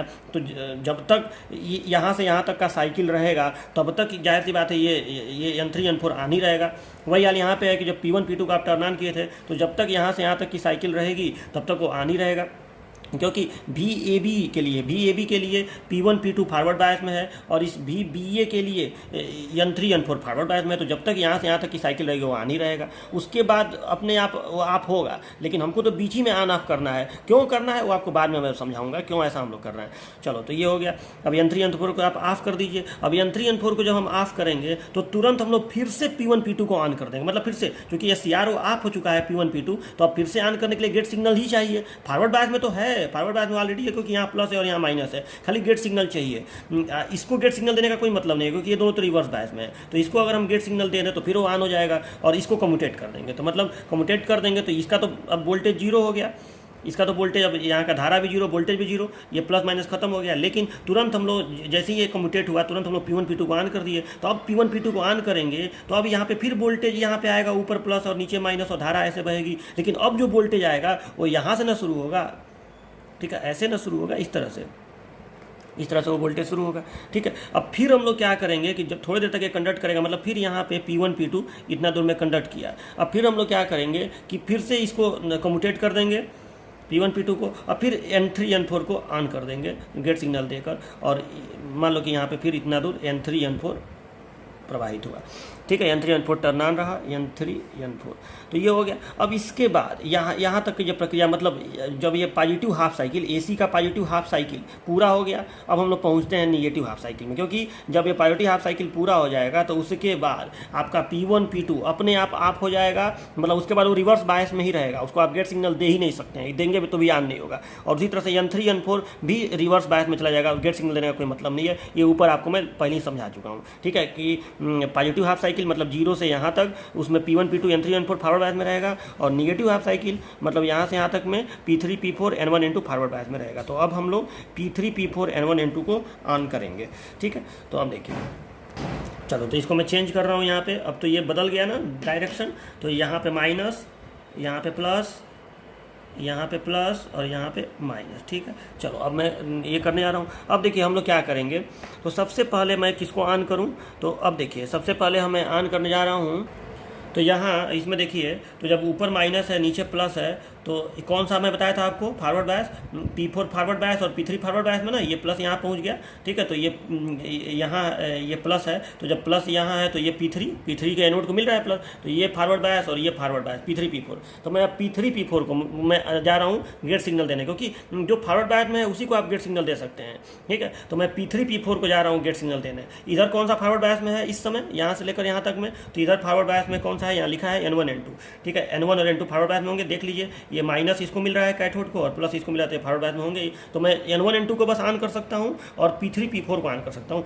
शुरुआत में P3 P4 से कर रहा हूँ, ठीक है, क्यों इसलिए P3 P4 से कर रहा हूँ क्योंकि निगेटिव साइकिल यहाँ जस्ट मिल के खत्म हुआ है, तो अब पॉजिटिव साइकिल ही मिलना चाहिए। एसी का यही तो रूल है कि निगेटिव के बाद पॉजिटिव। अब ऐसा थोड़ी है कि निगेटिव के बाद फिर एक निगेटिव, ऐसा नहीं करते हैं, ठीक है। तो अब पॉजिटिव चाहिए हमको, तो अब हम लोग ऑन करेंगे पॉजिटिव वाले ग्रुप को, पॉजिटिव कन्वर्टर के SCR को, किसको, P3 P4 को। तो P3 P4 को ऑन करिए, तो जाहिर सी बात है जब आप P3 P4 को ऑन करेंगे तो अब ये वोल्टेज आपको मिलेगा यहाँ पे, ठीक है। मतलब अब फिर वो वोल्टेज, आपको मालूम है ना कि एसी सप्लाई में यही तो होता है कि वोल्टेज जीरो से मैक्सिमम, मैक्सिमम से जीरो, अब फिर जीरो से फिर मैक्सिमम पे जाने लगता है। तो जीरो से फिर मैक्सिमम पे जाने लगता है, तो यहाँ पे आपको ये देखना है कि वोल्टेज किस दिशा में मिलेगा। तो जब आप इस P3 P4 को ऑन करेंगे तो ऊपर वाला मिलेगा कि नीचे वाला मिलेगा, निश्चित है कि ऊपर वाला मिलेगा, आप देख लीजिएगा, ठीक है। तो देखिए P3 P4 ऑन होगा तो यहाँ प्लस से धारा ऐसे चलेगी, ठीक है। अब धारा के पास दो रास्ते, नीचे ऊपर, ऊपर जाएगा, नीचे का आप है तो इधर गया, अब देखो वही दिशा आया ना, प्लस ऊपर प्लस और नीचे माइनस, और फिर ऐसे धारा आएगा और P4 पे वापस आके यहाँ पे वापस आ गया, ठीक है। प्लस से धारा ऐसे चला था, यहाँ से देखिए ऐसे प्लस से धारा चला था, ऐसे चला, ऐसे चला, ऐसे चला, यहाँ पे आया और फिर यहाँ पे आके देखो माइनस पे वापस आ गया, हो गया। तो सीधी सी बात है, मतलब जब ऊपर प्लस हो रहा है नीचे माइनस हो रहा है तो उसको हम ऊपर दिखा रहे हैं, ठीक है। तो ये आपको ग्राफ मिलेगा, ठीक है, यहाँ से यहाँ तक मिलेगा। और इतने दूर में हम किसको कंडक्ट करा रहे हैं, P3 P4 को, P3 P4, और फिर इसको हम ऑफ कर देंगे तो ये वोल्टेज जीरो हो गया यहाँ का ख़त्म, ये प्लस माइनस। और फिर जब ये खत्म तो तुरंत हम लोग किसको ऑन कर देंगे यहाँ पे, N1 N2 को। तो N1 N2 को ऑन करो, तो N1 N2 जब ऑन होगा तो जाहिर सी बात है अब ये ग्राफ, अब ये इतना दूर का, क्योंकि एसी सप्लाई का वोल्टेज तो बढ़ता ही जाएगा ना। अब मान लो कि 10 वोल्ट तक हो गया, तब 10 के बाद 12 14 15 ऐसे, तो वो ऐसे मिलेगा यहाँ पे। और ये यहाँ पे किसको आप ऑन करवा रहे हैं, N1 N2 को। फिर इसको कम्यूटेट करवा के और फिर यहाँ से यहाँ तक फिर P3 P4 वही रिपीट होगा, ठीक है। P3 P4 और फिर यहाँ पे ये डाउन होगा, और फिर ये डाउन होने के बाद P3 P4 डाउन होगा, और फिर ये डाउन होने के बाद यहाँ पे आके ख़त्म हो जाएगा, ठीक है। और यहाँ पे फिर कौन कंडक्ट करेगा, N1 N2। चलिए N1 N2 थोड़ा सा मैं मार्कर हो गया है, इसलिए आप लोग देख लीजिएगा, N1 N2 यहाँ तक कंडक्ट करेगा और उसके बाद यही प्रक्रिया चलती रहेगी, ठीक है। तो इसको थोड़ा सा जो ये मेन आउटपुट का ग्राफ है इसको आप डार्क कर दीजिएगा, थोड़ा सा मैं इसको डार्क कर दिया हूँ। तो यही आपका आउटपुट वोल्टेज का ग्राफ है या करंट का ग्राफ है, ठीक है। ये जो आपको दिख रहा है इस तरह से। अब आप कहेंगे कि सर तो फ्रीक्वेंसी कैसे बढ़ा, तो बिल्कुल बढ़ा। देखिए यहाँ पे आप ध्यान से देखिए इस ग्राफ को, तो ये बताइए यहाँ से यहाँ तक के समय को, ये सप्लाई का साइकिल है, ठीक है। तो ये सप्लाई का एक साइकिल है, तो यहाँ से यहाँ तक के समय को हम लोग आवर्तकाल कहेंगे, ठीक है। और ये इनपुट साइकिल, इनपुट जो सप्लाई है उसका आवर्तकाल है, ठीक है। यानी ये कहीं ना कहीं टी आई है, चलो इसको केवल टी ही लिखो, ठीक है। तो ये आवर्तकाल है टी। और अब बताइए कि जो एसी सप्लाई मिल रहा है, आप ध्यान से देखिए, तो एसी सप्लाई इस तरह से मिल रहा है ना, ये जीरो से पॉजिटिव तक गया, ठीक है। उसके बाद ये निगेटिव में आ गया, और निगेटिव के बाद फिर ये जीरो पे आ गया। ये बताओ इसको हम एक साइकिल कहेंगे कि नहीं, आप बताइए, एक साइकिल। और कहीं ना कहीं ये दूसरा साइकिल कहलाएगा कि नहीं, ठीक है। पॉजिटिव और निगेटिव मिलकर जीरो से स्टार्ट हो फिर जीरो पे खत्म हो जाए तो वही एक साइकिल कहलाता है। तो ये देखो ये एसी का, और एसी है, ये भी एसी ही है, डीसी नहीं है, एसी है, क्योंकि यहाँ भी प्लस है और माइनस है। तो ये एसी का एक साइकिल, फिर एसी का ये दूसरा साइकिल, ठीक है। और फिर ये हो गया, और फिर ये तीसरा साइकिल, ठीक है। मतलब ये एक साइकिल, जैसे सिंपल जो एसी होता है आपके घर में, जो एसी आ रहा है उसमें यही तो हो रहा है कि अगर एक चक्र ऐसे आ रहा है तो इसको आप कहेंगे पूरा एक साइकिल, इसको कहेंगे पूरा एक साइकिल ये है, ठीक है। और इसमें ये पॉजिटिव हाफ है और ये निगेटिव हाफ है, ठीक है। तो इसमें आप इसी को कहेंगे पूरा एक कंप्लीट साइकिल, जिसमें ये पॉजिटिव हाफ है, ये निगेटिव हाफ है, फिर ये पॉजिटिव हाफ है, ये निगेटिव हाफ है, फिर ये पॉजिटिव हाफ है, ये निगेटिव हाफ है, और ये पॉजिटिव हाफ है, ये निगेटिव हाफ है। बात समझ रहे हैं कि नहीं। तो ये यहाँ से यहाँ तक एसी का एक साइकिल, फिर एसी का दूसरा साइकिल, फिर एसी का तीसरा साइकिल, और एसी का चौथा साइकिल। यानी इनपुट के एक साइकिल में, इनपुट का एक साइकिल यहाँ से यहाँ तक है, आपको आउटपुट के कितने साइकिल मिले, आपको आउटपुट के 4 साइकिल मिले। ये साफ आपको यहाँ पे दिख रहा है, ठीक है। और तब और आपको मालूम है कि जो आउटपुट है इसका जो आवर्तकाल है वो यहाँ से यहाँ तक का कहलाएगा आवर्तकाल। यहाँ से लेकर यहाँ तक का जो समय है ये आवर्तकाल कहलाएगा, TO, आउटपुट साइकिल का आवर्तकाल, टाइम पीरियड। ठीक है। तो ये यहाँ से यहाँ तक का एक चक्र के समय को आवर्तकाल कहते हैं। तो यहाँ से यहाँ तक एक चक्र पूरा ये आवर्तकाल है, फिर ये आवर्तकाल, ये सब इसलिए मैं पहले पार्टीशन कर लिया था। तो ठीक है, तो ये आपको दिख रहा होगा। तो अब बताइए आप लोग कि यहाँ पे ये जो टी है, टी का एक चौथाई टीओ है कि नहीं। आप ये ध्यान से देखिए, यहाँ से यहाँ तक अगर टी है तो एक चौथाई हिस्सा ये है, फिर एक चौथाई हिस्सा ये है, फिर एक चौथाई हिस्सा ये है और एक चौथाई हिस्सा ये है। ठीक है, मैंने टोटल आपको याद होगा मतलब टोटल 8 भागों में बांटा था, लेकिन ये आधा आधा हिस्सा है ना, यहाँ से यहाँ तक मिल के एक आवर्तकाल कहलाता है। ये तो आधे चक्र का समय है ना। ठीक है, तो पूरा एक चक्र का समय आवर्तकाल कहलाता है। तो आपको यहाँ पे साफ दिख रहा है कि यहाँ पे जो टी है, टीओ जो है वो टी बाई क्या है, 4 है। टीओ टी बाई 4 है। और आपको मालूम है कि एफओ इज इक्वल टू होता है, FO is equal to 1/TO, frequency बराबर आवर्तकाल का उल्टा 1/TO। ठीक है, तो आप इसको 1/TO को आप ऐसे लिख सकते हैं, टीओ को T/4 लिख सकते हैं। तो ये हो गया 1/T/4, T/4, और 1/T/4 इज इक्वल टू हो गया 1/T/4 इज इक्वल टू हो गया 4/T। ये 4/T हो गया। और T को आप ऐसे भी तो लिख सकते हैं 4/, और T को 1/FI भी तो लिख सकते हैं, इनपुट का फ्रीक्वेंसी। ठीक है, तो आप देखिए तो FI ऊपर चला गया तो FO बराबर 4FI हो गया कि नहीं। अब जब ये ऊपर चला जाएगा, FI ऊपर चला जाएगा तो 4FI हो जाएगा। तो FO बराबर 4FI। तो यहाँ पे साफ आपको दिख रहा है कि यहाँ पे FO बराबर 4FI है। FO जो आप ग्राफ बनाए हैं उसमें FO बराबर, FO मतलब आउटपुट का फ्रीक्वेंसी, मतलब एक सेकेंड में आउटपुट का कितना साइकिल मिल रहा है, उसी को उसका फ्रीक्वेंसी कहेंगे। तो अब देखो, अगर इसकी फ्रीक्वेंसी जो इनपुट सप्लाई है उसकी फ्रीक्वेंसी अगर FI है तो उसकी 4 गुना फ्रीक्वेंसी इसकी है। इसलिए क्योंकि इसके अगर इसका एक चक्र यहाँ से यहाँ तक है तो उसके एक चक्र में इसका 4 चक्र मिल रहा है। देखो यहाँ से यहाँ तक एक चक्र, दूसरा चक्र, तीसरा चक्र, चौथा चक्र, तो 4 गुनी फ्रीक्वेंसी नहीं हो गई क्या। मतलब अगर एक सेकंड में इसका 50 चक्र मिलेगा इस वाले का, तो इसका 200 चक्र मिलेगा, सीधी सी बात है। तो 4 गुनी फ्रीक्वेंसी नहीं हो गई, तो इसकी फ्रीक्वेंसी 200 हर्ट्ज हो जाएगी। अगर इनपुट की फ्रीक्वेंसी 50 हर्ट्ज होगी तो इसकी फ्रीक्वेंसी 200 हर्ट्ज हो जाएगी।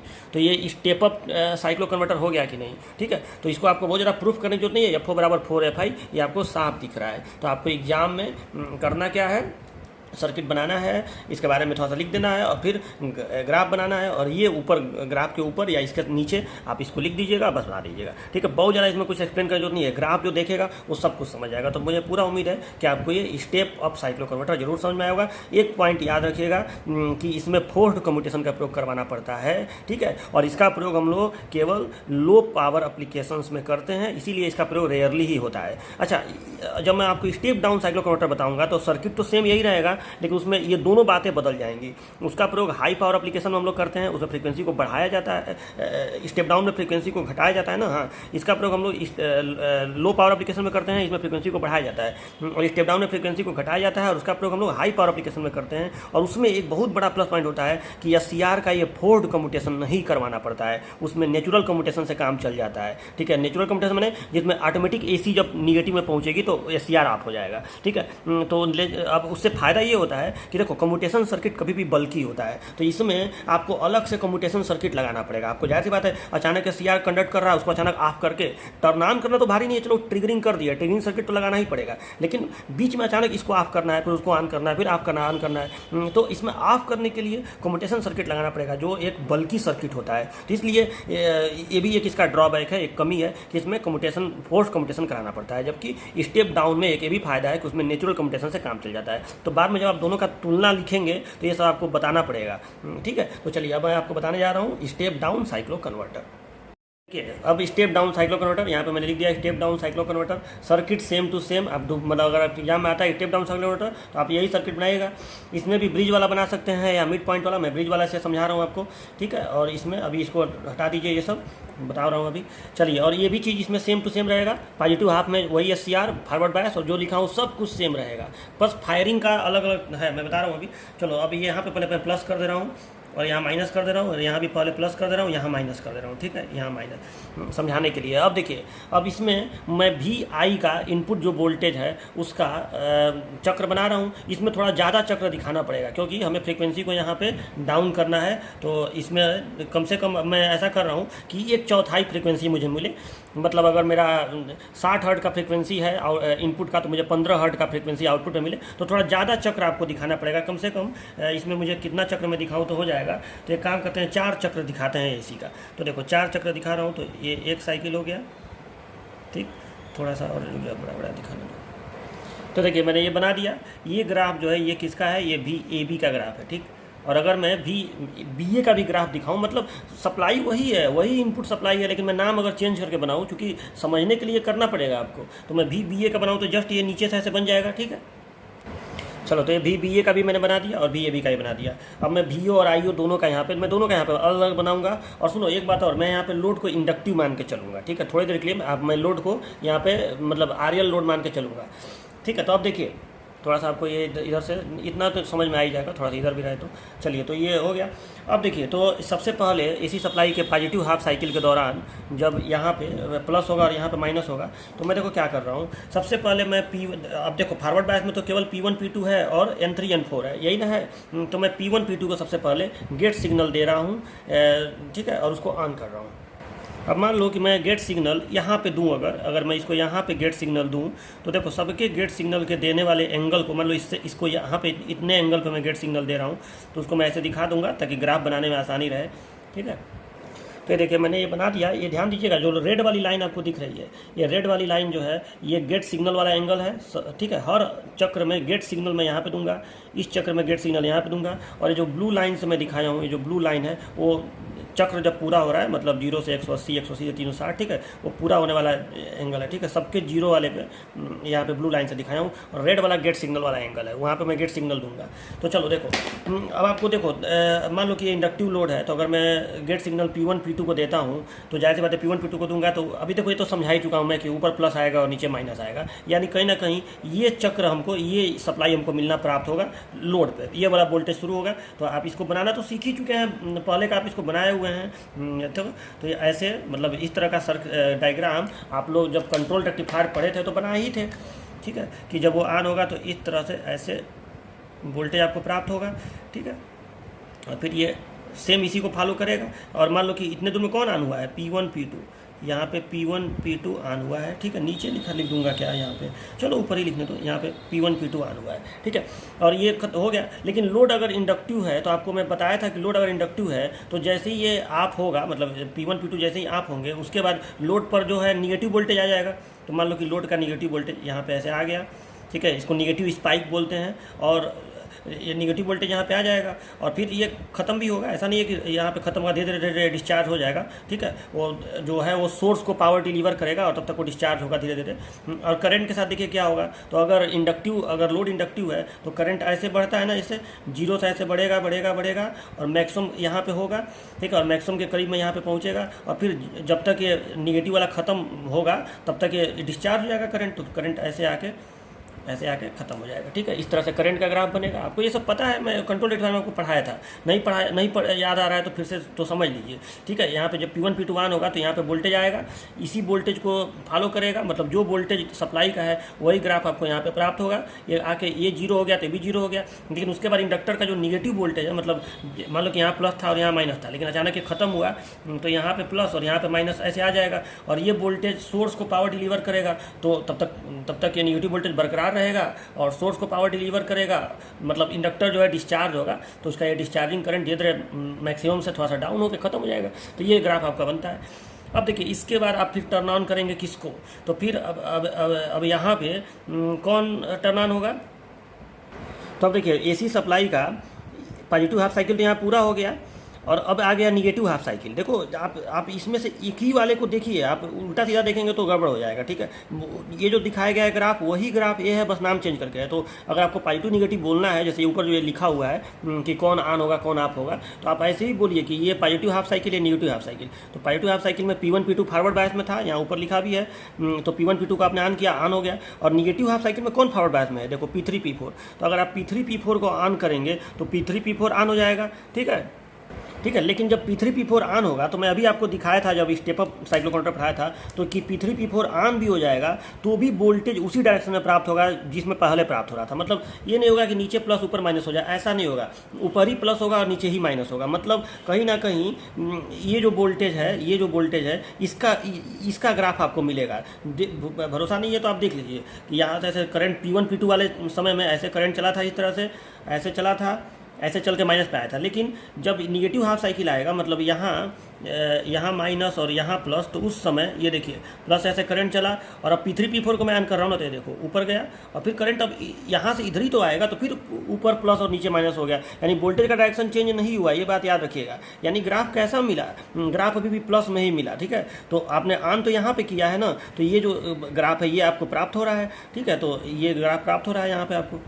ठीक है, तो ये ऐसे, और फिर यहाँ पे ये ग्राफ आपको ऐसे प्राप्त हो रहा है। फिर इसका निगेटिव वोल्टेज यहाँ पे आएगा, फिर इसका निगेटिव वोल्टेज यहाँ पे ऐसे आएगा, और उसके बाद हम किसको, तो यहाँ पे पहले मैं लिख दूँ कि कौन ऑन हुआ है। तो यहाँ पे P3 P4 ऑन हुआ है, P3 P4 इसी में सब कंजस्टेड जा रहा है, तो P3 P4 ऑन हुआ है। उसके बाद यहाँ पे फिर हम किसको ऑन करेंगे, फिर हम P1 P2 को ऑन करेंगे, फिर से P1 P2 को ऑन करेंगे, याद रखिएगा। तो फिर से P1 P2 को ऑन करेंगे, तो फिर उसी डायरेक्शन में वोल्टेज मिलेगा जिसमें पहले मिला था, और ये यहाँ से शुरू होगा। ठीक है, ऐसे बढ़ेगा और ऐसे जाकर ऐसे शुरू होगा, फिर ये निगेटिव स्पाइक ऐसे आएगा यहाँ पे, और फिर ये खत्म हो जाएगा।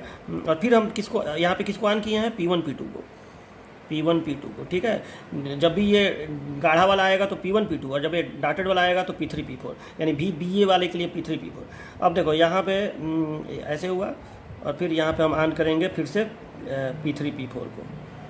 ठीक है, चलो, और करंट का भी बनाते जाओ। तो करंट का यहाँ से फिर करंट यहाँ पे 0 है, फिर यहाँ पे करंट इंडक्टिव लोड है, तो करंट ऐसे मैक्सिमम पे, यहाँ लगभग मैक्सिमम होगा, फिर यहाँ पे करंट ऐसे ख़त्म हो जाएगा।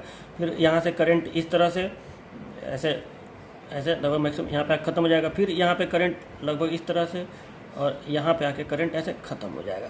चलो, अब मान लो कि हमने 4 बार ऐसा किया, मतलब एसी सप्लाई का, देखो 1 साइकिल और 2 साइकिल में हमने ऐसा किया कि हमने P1 P2 P3 P4 P1 P2 P3 P4 इसको ऐसे कंडक्ट कराया। अब अगली बार हम क्या कर रहे हैं कि अब हम लोग कंडक्ट कराएंगे दूसरे SCR को। देखिए कैसे, तो देखिए यहाँ से यहाँ तक एसी का 1 साइकिल पॉजिटिव नेगेटिव, फिर दूसरा साइकिल, यहाँ तक हम लोग कंप्लीट कर चुके हैं। अब फिर से एसी का यहाँ पे पॉजिटिव साइकिल आ रहा है। ठीक है, तो पॉजिटिव साइकिल में आपको पता है ना कि N3 N4 भी फॉरवर्ड बायस में होता है। तो अब हम लोग क्या करेंगे कि जो ये N3 N4 है इसको हम लोग टर्न ऑन करेंगे। तो N3 N4 को जब टर्न ऑन करो, तो और यहाँ पे पॉजिटिव साइकिल है, तो ऊपर प्लस है और नीचे माइनस है, और N3 N4 को ऑन करो। तो चलो, N3 N4 को जब आप ऑन करेंगे तो ये देखिए यहाँ से करंट से शुरू होगा, और अब यहाँ पे उल्टा डायरेक्शन में वोल्टेज मिला कि नहीं, उल्टा डायरेक्शन में वैसे वोल्टेज मिला, और ये आएगा N4 पे, और फिर ये माइनस पे वापस आ जाएगा। तो उल्टा मिला, यानी उल्टा मिलने का मतलब क्या हो गया कि अब यहाँ पे जो ग्राफ बनेगा वैसे बनेगा। देखिए, आपने ऑन यहाँ पे किया ना इसको, ठीक है, ये निगेटिव स्पाइक यहाँ पे दिखा दीजिए। उसके बाद ऑन आपने यहाँ पे किया ना, तो ऑन आपने यहाँ पे किया, तो देखो अब ये वाला ग्राफ आपको मिलेगा, जो नीचे आपको दिख रहा है ये वाला ग्राफ आपको मिलेगा, क्योंकि वोल्टेज उल्टा हो के मिला है। ठीक है, इसीलिए ये बनाने की सहायता के लिए ही ये दोनों ग्राफ बनाया गया है, एक प्लस वाला मतलब ऐसा वाला, और एक नीचे से ही बनाया गया है, ताकि आपको समझ में आए कि उल्टा वोल्टेज जब मिलेगा निगेटिव में, तो आपको इस नीचे वाले का यहाँ पे दिखाना पड़ेगा, और जब ऊपर प्लस नीचे माइनस मिलेगा तो ऊपर वाले की मदद से बनाना पड़ेगा, चाहे वो डॉटेड हो चाहे वो गाढ़ा वाला हो। ठीक है, तो यहाँ पे हम लोग नीचे वाले का दिखाएंगे क्योंकि वोल्टेज उल्टा मिला है। ठीक है, तो इस तरह से ऐसे ये वाला जो जा रहा है यहाँ से ऐसे उठेगा, और फिर ऐसे, और यहाँ पे ऐसे डाउन हुआ, और फिर यहाँ इसका निगेटिव स्पाइक ऐसे देख लीजिएगा, बन जाएगा, आप लोग बना लेंगे। ठीक है, उसके बाद करंट का बताइए। तो करंट का देखिए क्या होगा, तो करंट भी उल्टा डायरेक्शन में बहेगी, नीचे से ऊपर करंट बहेगी। तो अब करंट यहाँ पे 0 से लैगिंग करंट है ना, तो ऐसे जाके यहाँ मैक्सिमम, सॉरी थोड़ा सा सही से बनाओ, ऐसे जाके यहाँ मैक्सिमम, और मैक्सिमम से ये ऐसे ख़त्म हो गया। ठीक है, उसका निगेटिव स्पाइक वहाँ पे ख़त्म हो जाएगा। फिर अच्छा, यहाँ पे कौन कंडक्ट किया, N3 N4। ठीक है, N3 N4 नीचे अब कौन कंडक्ट किया, यहाँ पे N3 N4। ठीक है, उसके बाद यहाँ से फिर हम लोग क्या करेंगे, तो फिर हम लोग अब निगेटिव साइकिल आ गया यहाँ पे। ठीक है, तो अब उसके बाद हम लोग क्या करेंगे कि N3 N4 को तो कंडक्ट करा लिए, अब हम N1 N2 को N3 N4 को कंडक्ट करा लिए, अब हम लोग किसको कंडक्ट कराएंगे, N1 N2 को। ठीक है, N1 N2 को कंडक्ट कराएंगे। तो जब N1 N2 कंडक्ट होगा तो क्या होगा, देखिए आप गड़बड़ मत करिए। देखो, ये एक हो गया positive negative, positive negative, positive. अब हम निगेटिव पे आ चुके हैं, तो निगेटिव में कौन फॉरवर्ड बायस में है? देखिए N1 N2 देख रहे हो ना, N1 N2। तो अब N1 N2 को हम टर्न ऑन जब कराएंगे तो उस कंडीशन में हमें वोल्टेज उसी डायरेक्शन में प्राप्त होगा, नीचे प्लस ऊपर माइनस। आपको भरोसा नहीं है तो देख लीजिए, पॉजिटिव है ना तो ऊपर प्लस और नीचे माइनस, ठीक है। N1 N2 वाला निगेटिव है ना, इस समय साइकिल जो है निगेटिव है, तो यहाँ पे आपको करना पड़ेगा प्लस और यहाँ पे करना पड़ेगा माइनस, क्योंकि ये देखो आपको पकड़ना है कि पॉजिटिव साइकिल चल रहा है कि नेगेटिव साइकिल। तो इसको इस गाढ़े वाले को केवल देखिए, तो plus minus plus minus plus minus. अब माइनस वाले के लिए आपको बनाना है, तो माइनस वाला यहाँ पे है तो N1 N2 फॉरवर्ड में होगा, ठीक है। तो N1 N2 फॉरवर्ड में होगा और माइनस वाला मतलब नीचे प्लस और ऊपर माइनस, ठीक है। और अब N1 N2 को ऑन करके देखिए, तो देखो N1 को ऑन किए तो ये देखो यहाँ से धारा ऐसे गया, फिर यहाँ से इधर, तो फिर उसी डायरेक्शन में मिला कि नहीं, नीचे प्लस और ऊपर माइनस, यानी करंट ऐसे फ्लो हुआ कि नहीं। तो यानी ये ग्राफ नीचे ही प्राप्त होगा, मतलब अब ये गाढ़ा वाला यहाँ पे शो होगा, ठीक है। ये समझने वाली बात है, ठीक है। तो ये ऐसे आया, यहाँ पे फायर हुआ SCR, और अब ये ऐसे मिला, फिर ये ऊपर निगेटिव में गया, फिर ऐसे गया, ठीक है। लेकिन यहाँ पे कंडक्ट कौन किया? N1 N2, ठीक है। और यही पैटर्न फिर चलेगा, तो यहाँ से ऐसे उठेगा, फिर ऐसे, ठीक है। और फिर ये निगेटिव स्पाइक, फिर ये ख़त्म हुआ, फिर ये यहाँ पे ऐसे, और फिर ऐसे, और फिर ये निगेटिव स्पाइक यहाँ पे ऐसे ख़त्म हुआ, ठीक है। ऐसे ये ग्राफ बनेगा, ठीक है। यहाँ पे N1 N2, फिर यहाँ पे N3 N4, और फिर यहाँ पे N1 N2। मुझे पूरा उम्मीद है आपको ये समझ में आया होगा, ठीक है। और उसके बाद इधर देखिए, करंट का तो आप बना ही लेंगे अब, ठीक है, कोई बड़ी बात नहीं है। यहाँ से फिर करंट लैगिंग है तो मैक्सिमम, फिर डिस्चार्ज, फिर करंट यहाँ पे मैक्सिमम, यहाँ पे लगभग, यहाँ डिस्चार्ज, और फिर यहाँ पे करंट लगभग मैक्सिमम, और इस जगह पे जीरो, और फिर यहाँ पे मैक्सिमम, लगभग इस जगह पे करंट मैक्सिमम, और यहाँ पे जब नेगेटिव खत्म हुआ है तो करंट लगभग यहाँ पे जीरो, ठीक है। तो ऐसे ये करंट का आपको ग्राफ बनेगा, और ये दिखाया गया ऊपर सब में P1 P2 P3 P4, P1 P2 P3 P4, N3 N4 N1 N2, N3 N4 N1 N2, ठीक है। अब आपको दिख रहा होगा कि यहाँ पे किस तरह से सप्लाई मिल रहा है, कि थोड़ी दूर प्लस और थोड़े दूर माइनस, फिर थोड़े दूर प्लस, फिर थोड़े दूर माइनस। यानी अगर मैं आप इसको एवरेज एक ग्राफ से दिखाएं, मान लो कि ये ऊपर प्लस प्लस प्लस मिला, और इसको अगर आप एक एवरेज ग्राफ से दिखाएं, मतलब इस ग्राफ का अगर आप एवरेज निकाल के बनाएं, तो आप इसको एवरेज ऐसे शो कर सकते हैं। ये देखिए एवरेज अगर आप इसको ऐसे दिखाएं, तो एक एवरेज ग्राफ से आप इसको ऐसे दिखा सकते हैं। ये देखिए, ये हो गया, और ये करंट का भी देखिए,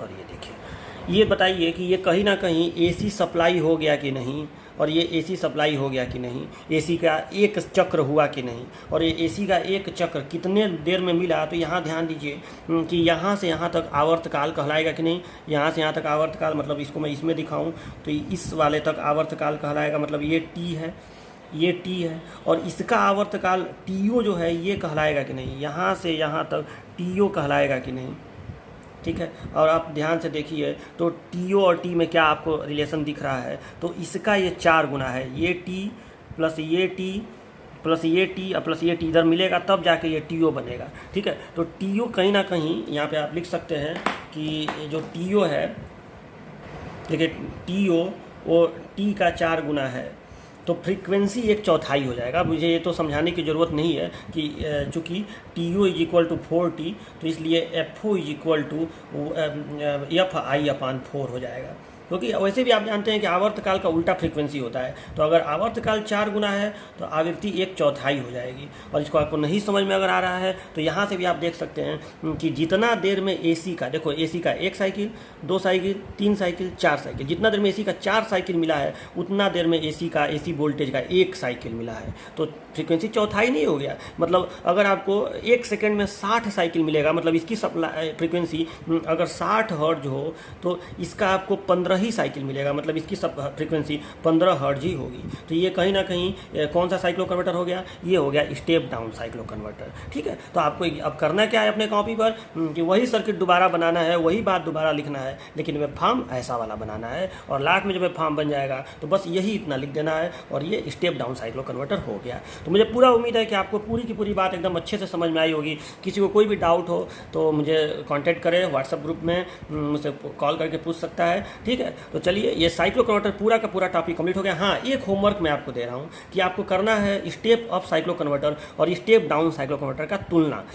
ठीक है, तो तुलना में मैं बता दे रहा हूँ, आप लिख लीजिएगा, बस बोल दे रहा हूँ। देखिए, सबसे पहला तो ये लिखिएगा कि वो फ्रीक्वेंसी को बढ़ाता है, ये घटाता है। दूसरा, उसका प्रयोग लो पावर एप्लीकेशन में करते हैं, इसका प्रयोग हाई पावर पर भी हम करते हैं। उसका प्रयोग कम होता है, इसका प्रयोग ज़्यादा होता है, कारण बता चुका हूँ। और एक अंतिम अंतर कि उसमें फोर्थ कम्यूटेशन का प्रयोग होता है, इसलिए सर्किट बल्कि होता है। इसमें कहीं देखोगे फोर्थ कम्यूटेशन का प्रयोग हुआ है, नहीं, इसमें नेचुरल कम्यूटेशन का प्रयोग होता है। ये बताओ, यहाँ पे जब S C are P1 P2 on हुआ है, तो ये ऑन हुआ है, यहाँ तक गया, तो उसके बाद जब ये निगेटिव में जाएगा तो ये खुद ब खुद रिवर्स बायस में हो जाएगा। ठीक है, जब ये निगेटिव सब, जब यहाँ का जो वोल्टेज है वो तो ऑटोमेटिक उल्टा हो जा रहा है, यहाँ प्लस है यहाँ माइनस है, ऑटोमेटिक यहाँ माइनस यहाँ प्लस हो जा रहा है, तो S C R automatic off हो जा रहा है। मतलब आपको फोर्थ कम्यूटेशन की आवश्यकता नहीं है, ट्रिगरिंग की आवश्यकता है, लेकिन कम्यूटेशन के लिए फोर्स कम्यूटेशन की आवश्यकता नहीं है। तो ये लास्ट अंतर आप लिख दीजिएगा, 4 अंतर। ठीक है, तो चलिए मिलते हैं नेक्स्ट लेक्चर में, और इसका एक और हेडिंग बचा है डुअल कन्वर्टर, जो मैं आपको नेक्स्ट लेक्चर में पढ़ाऊंगा। तब तक के लिए बाय बाय, अपना ख्याल रखिए, टेक केयर।